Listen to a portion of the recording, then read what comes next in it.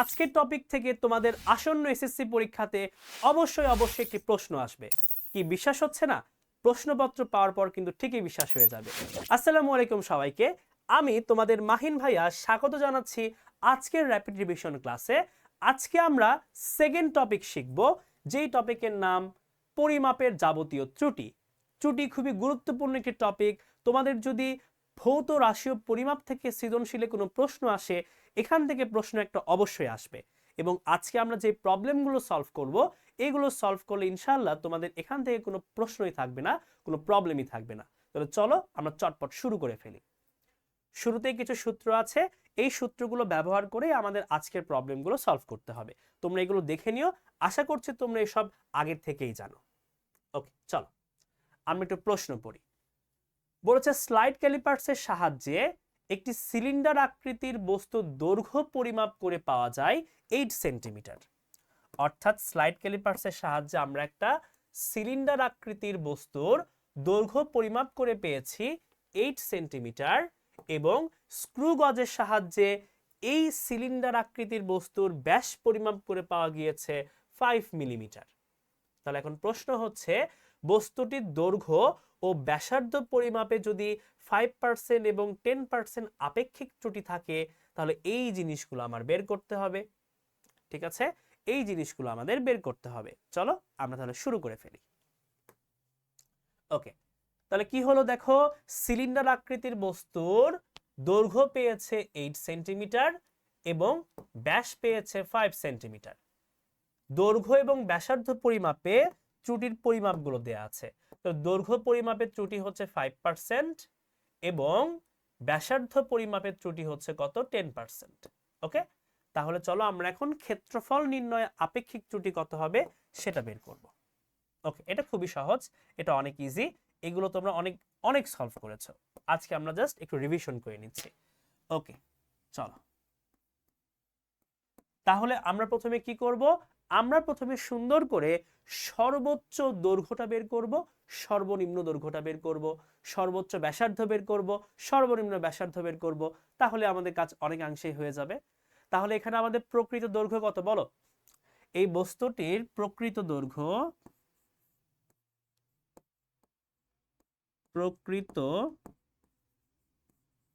প্রকৃত দৈর্ঘ্য কত ছোট্ট বাচ্চারা?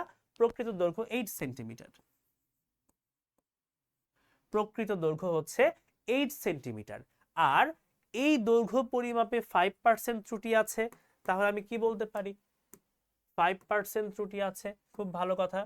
5% ত্রুটি, খুব সুন্দর, কোনো সমস্যা নেই। তাহলে এখন লেখো পরিমাপকৃত দৈর্ঘ্য,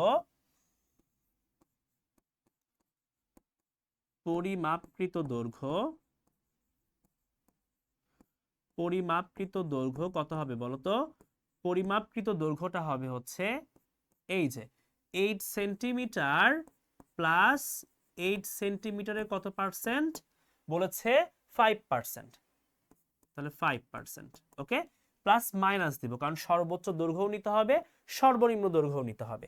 তাহলে 8 এর 5% কত হয়? 8 এর 5% হয় 0.4। তাহলে আমাদের পরিমাপকৃত দৈর্ঘ্য হবে 8 প্লাস মাইনাস 0.4 সেন্টিমিটার।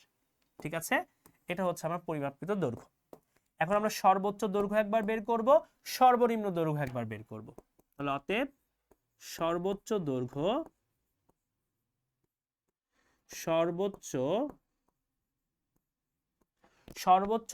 কত হবে বলতো? সর্বোচ্চ দৈর্ঘ্যটা হবে হচ্ছে 8 প্লাস 0.4 অর্থাৎ 8.4 সেন্টিমিটার। ঠিক সেম ভাবে সর্বনিম্ন দৈর্ঘ্যটাও বের করো।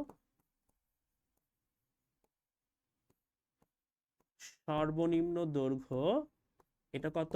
এটা হচ্ছে 8 মাইনাস 0.4 অর্থাৎ 7.6 সেন্টিমিটার। ঠিক আছে, আচ্ছা দেখো তো ছোট্ট বাচ্চারা, ব্যাসের মান কত? ব্যাসের মান হচ্ছে 5 মিলিমিটার। তাহলে এখান থেকে আমরা ব্যাসার্ধের মানটা পাবো।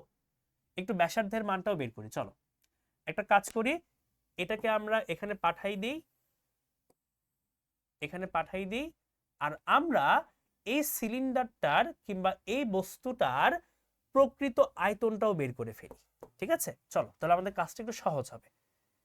ওকে, তাহলে এখানে ব্যাসের পরিমাণটা কত হবে বলো তো? ব্যাস না বলে ব্যাসার্ধ বলি। তাহলে ব্যাসার্ধ কত? ব্যাসার্ধ এটা হবে ব্যাসের অর্ধেক, তাহলে 5 এর অর্ধেক, তাহলে 5/2 অর্থাৎ 2.5 মিলিমিটার। বাট এটা সেন্টিমিটারে দেয়া আছে, এটাকেও সেন্টিমিটারে নিব, তাহলে 10 দিয়ে ভাগ করে দাও, আমার ব্যাসার্ধের পরিমাণ হবে 0.25 সেন্টিমিটার। তাহলে আমরা সিলিন্ডারের আয়তন কি পাবো? সিলিন্ডারের আয়তনের সূত্র কি? পাই আর স্কোয়ার এইচ। তাহলে এখান থেকে সিলিন্ডারের প্রকৃত আয়তন বের করো। তাহলে অতএব প্রকৃত আয়তন এটা হবে পাই আর স্কোয়ার এইচ। তাহলে পাই এর মান তো পাই, আর এর মান হচ্ছে 0.25, তার উপর স্কোয়ার, আর এইচ এর মান কত? এইচ এর মান হচ্ছে উচ্চতা, দৈর্ঘ্যটাই হচ্ছে উচ্চতা, এটা হবে 8। সুন্দর করে আমরা আয়তন, এই এখানে তো ক্ষেত্রফল চেয়েছে, ঠিক আছে, ক্ষেত্রফল চেয়েছে, তাহলে পাই আর স্কোয়ার করলেই তো হচ্ছে, পাই আর স্কোয়ার করলেই হয়ে যাবে। ঠিক আছে, আমরা আসলে পরের প্রশ্নটা সলভ করছি, কোনো সমস্যা নেই, চলো আগেরটাই সলভ করি। এই যে পরের প্রশ্ন বলেছে আয়তন নির্ণয় আপেক্ষিক ত্রুটি কত, আমরা এটাই বের করে ফেলি। চলো তাহলে এটা হচ্ছে আমরা ক্ষেত্রফল না করে আয়তনটা বের করব, সমস্যা নেই। ক্ষেত্রফল আসলে পাই আর স্কোয়ার করলেই হয়ে যায়, ওটা আরো সহজ হবে। ঠিক আছে, ওটা আরো সহজ হবে। তাহলে আমরা আয়তনেরটা শুরু করেছি, আয়তনেরটাই শেষ করে ফেলি। পাই আর এর মান হচ্ছে 0.25 এর উপর স্কোয়ার, উচ্চতা হবে 8, এটা আসে 1.57 সেন্টিমিটার কিউব। ঠিক আছে, আমরা পরের প্রশ্ন আগে সলভ করে ফেললাম। ওকে, খুব ভালো, সমস্যা নেই। একটু ছোট করি।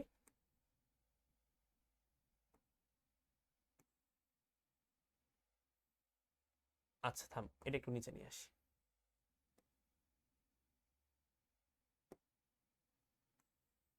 এটা এখানে নিয়ে আসি।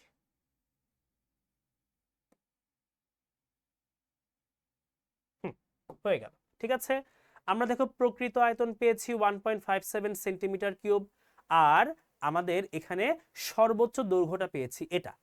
এবার আমরা ব্যাসার্ধ নির্ণয়ে পরিমাপকৃত ত্রুটিটা ব্যবহার করব, অর্থাৎ পরিমাপকৃত ব্যাসার্ধ বের করব। চলো পরিমাপকৃত ব্যাসার্ধ বের করব। এবার লেখো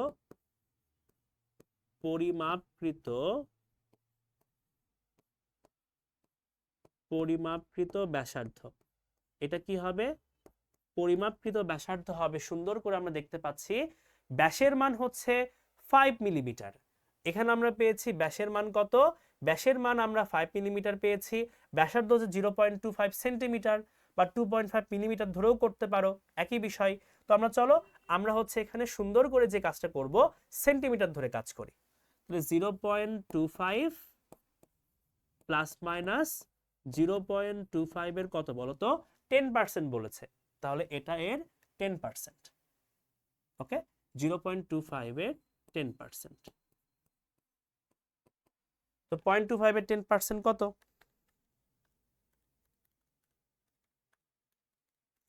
এটা হবে 0.025। তাহলে 0.25 এর সাথে প্লাস মাইনাস 0.025 এত সেন্টিমিটার। খুবই সুন্দর। এবার আমরা কি করব ছোট্ট বাচ্চারা? এবার আমরা সর্বোচ্চ ব্যাসার্ধ বের করব, সর্বনিম্ন ব্যাসার্ধ বের করব। চলো, এটা আমাদের ক্ষেত্রফলের জন্যও লাগবে। ঠিক আছে, তো আলটিমেটলি সবগুলোই কানেক্টেড, সবগুলোই হচ্ছে কানেক্টেড।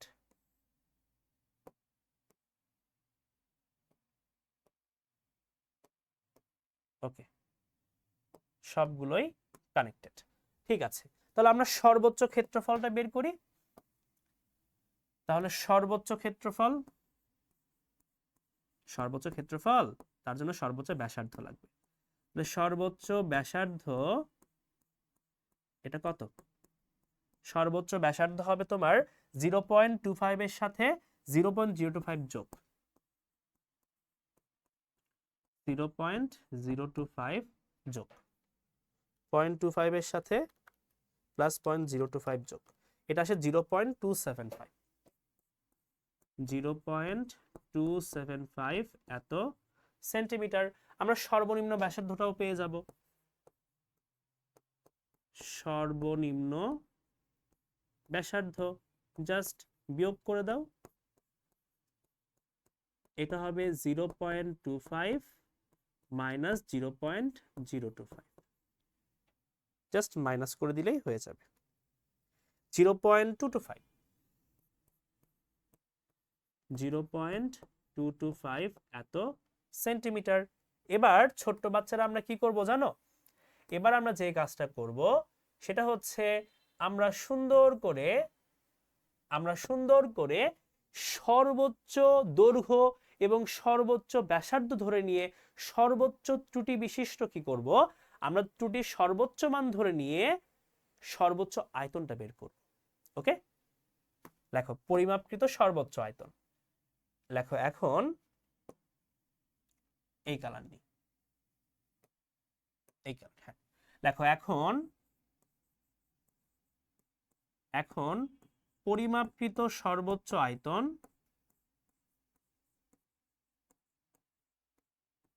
পরিমাপকৃত সর্বোচ্চ আয়তন, এটা সমান কি হবে জানো? এটা সমান হবে পাই আর এর সর্বোচ্চ মান অর্থাৎ আর ম্যাক্সিমাম তার উপর স্কোয়ার এবং এইচ ম্যাক্সিমাম।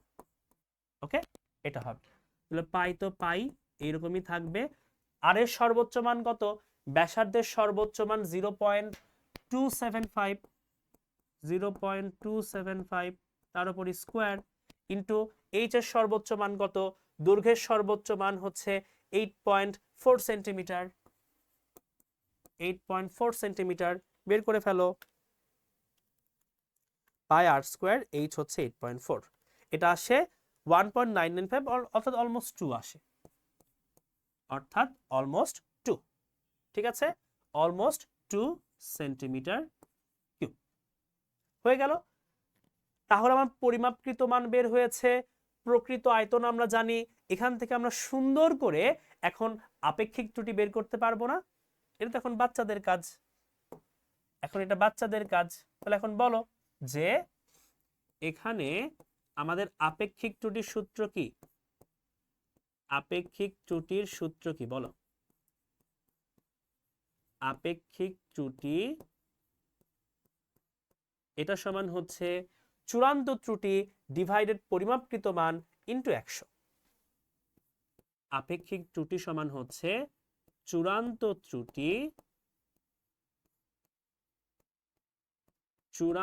ত্রুটি ডিভাইডেড পরিমাপকৃত প্রকৃত মান ইনটু 100%। ওকে, এগুলো এখন বসিয়ে দাও, তাহলে আমাদের কাজ শেষ। বসিয়ে দাও। তাহলে চূড়ান্ত ত্রুটি মানে কি? চূড়ান্ত ত্রুটি মানে হচ্ছে পরিমাপকৃত মান মডুলাস চিহ্ন দিতে হয়, পরিমাপকৃত মান মাইনাস প্রকৃত মান 1.57, মডুলাস চিহ্নের মধ্যে 2 মাইনাস 1.57 ডিভাইডেড প্রকৃত মান হচ্ছে 1.57 ইন্টু 100%, বের করে ফেলো। 2 মাইনাস 1.57 ডিভাইডেড 1.57 ইন্টু 100%, এটা আসে 27.39, 27.39 এত পার্সেন্ট। এটাই হচ্ছে আমার আয়তন পরিমাপে আমার আপেক্ষিক ত্রুটি।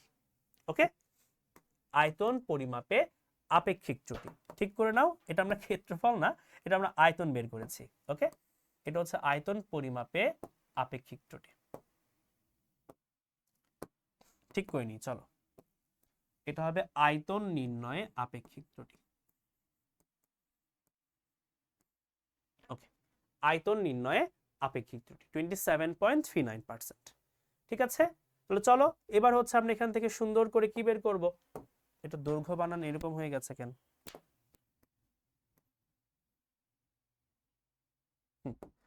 এবার চলো আমরা ক্ষেত্রফল নির্ণয়ে আপেক্ষিক ত্রুটি বের করব। এটা হবে ক্ষেত্রফল, ঠিক আছে, এটা হবে ক্ষেত্রফল।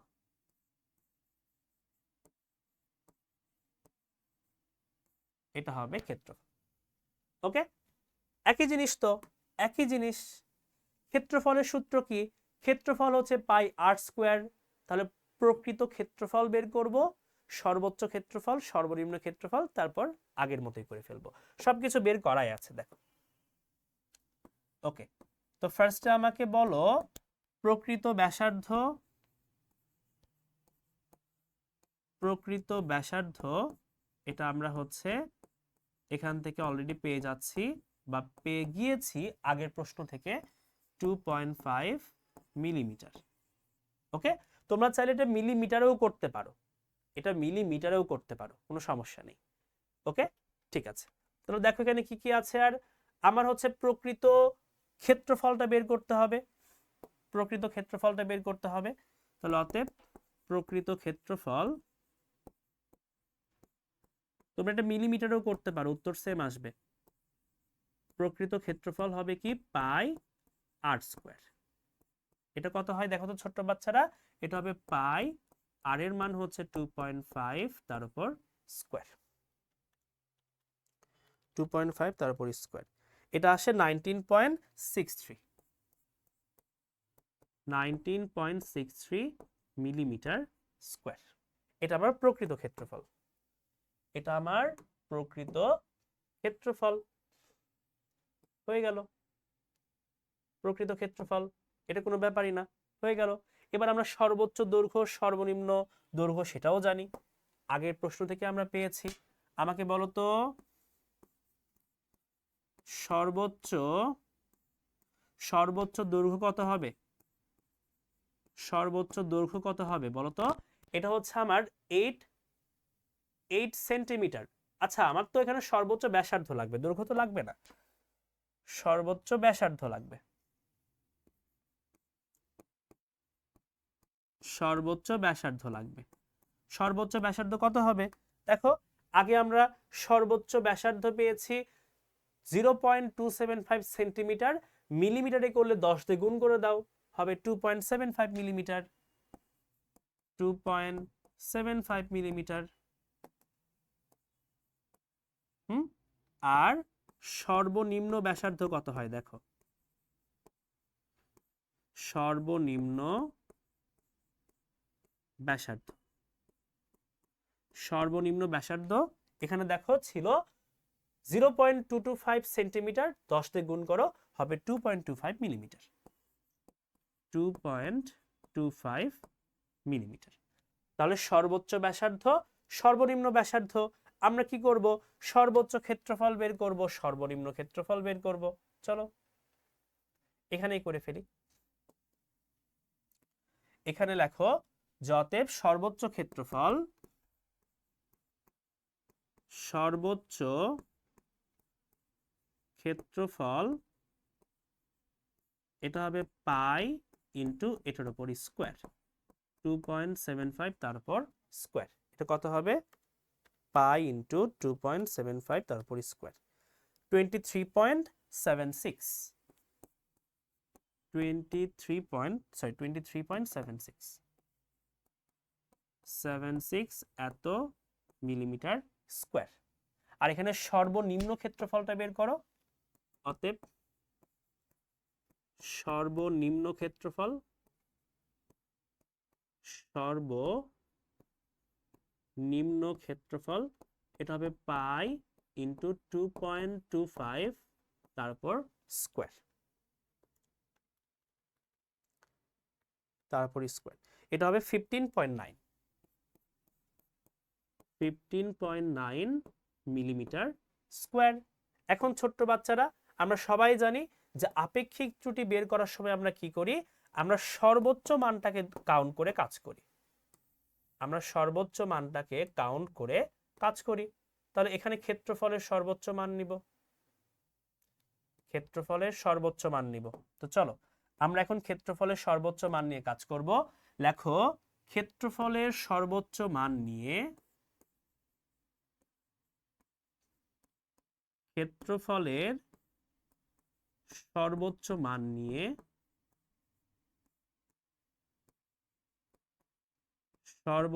মান নিয়ে আমার আপেক্ষিক ত্রুটি কি হবে? আপেক্ষিক ত্রুটি, চূড়ান্ত ত্রুটি কি বলতো? চূড়ান্ত ত্রুটি হবে পরিমাপকৃত মান মাইনাস প্রকৃত মান। তাহলে পরিমাপকৃত ক্ষেত্রফল কত? 23.76, মডুলাস চিহ্ন দাও, 23.76 মাইনাস প্রকৃত ক্ষেত্রফল হচ্ছে 19.63 ডিভাইডেড প্রকৃত মান এটা 19.63 ইন্টু 100%। ঠিক আছে, বের করে ফেলো।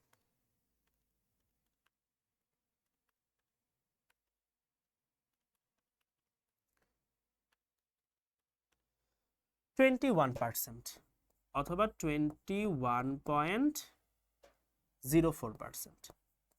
তাহলে আপেক্ষিক ত্রুটি, ক্ষেত্রফল নির্ণয়ে আপেক্ষিক ত্রুটি হচ্ছে 21.04%। তোমরা চাইলে সেন্টিমিটার দিয়েও করতে পারতা, উত্তর সেমি আসবে, 21.04 এত পার্সেন্ট। কত সহজ, দেখো কত সহজ, কত ইজি। তাহলে এখান থেকে তোমাদের একটা এইচডব্লিউ দিয়ে দিই যে বস্তুটির ভর যদি 10 গ্রাম হয় তাহলে ঘনত্ব নির্ণয়ের শতকরা আপেক্ষিক ত্রুটি কত হবে এটা বের করতে হবে। কিন্তু আরো সহজ, আমাদের প্রকৃত ভর বের করবা, প্রকৃত ভর তো এটাই আছে, মানে প্রকৃত ঘনত্ব বের করবা। ঘনত্বের সূত্র আমরা সবাই জানি, rho is equal to M by V. প্রকৃত ঘনত্ব বের করবা, সর্বোচ্চ ঘনত্ব বের করবা, সর্বনিম্ন ঘনত্ব বের করবা। মানে এখানে বেসিক্যালি আয়তন নিয়ে কাজ করতে হবে। ভর তো সেমই থাকবে, আয়তন নিয়ে কাজ করতে হবে। আয়তনে হচ্ছে সর্বোচ্চ আয়তন নিয়ে কাজ করলে সর্বোচ্চ ঘনত্ব হবে। তাই কি? খুবই সাবধান, চিন্তা করবা। তুমি যখন সর্বোচ্চ আয়তন নিয়ে কাজ করবা তখন আমার ঘনত্ব কিন্তু বেশি হবে। ব্যস্তানুপাতিক সম্পর্ক, যে রো এর সাথে ভি এর সম্পর্ক ব্যস্তানুপাতিক। তাহলে তুমি যখন সর্বোচ্চ আয়তন নিয়ে কাজ করবা তখন একটা মান পাবা, সর্বনিম্ন আয়তন নিয়ে যখন কাজ করবা তখন একটা মান পাবা।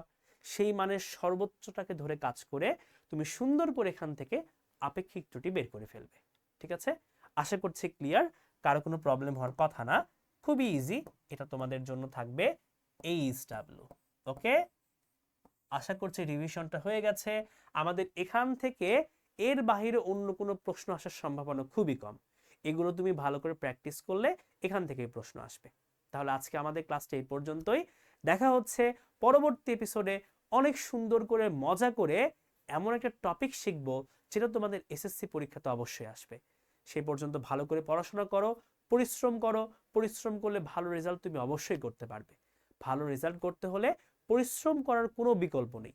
পরিশ্রম যদি তুমি করো, ঠিকমতো পড়াশোনা করো, ধৈর্য রাখো, সৃষ্টিকর্তার কাছে বেশি বেশি চাও, তাহলে তোমার রেজাল্ট অবশ্যই ভালো হবে। ঠিক আছে, তাহলে আজকের ক্লাসটা এই পর্যন্তই। দেখা হচ্ছে পরবর্তী এপিসোডে। সেই পর্যন্ত ভালো থাকো, সুস্থ থাকো। সবাইকে আমার পক্ষ থেকে আসসালামু আলাইকুম।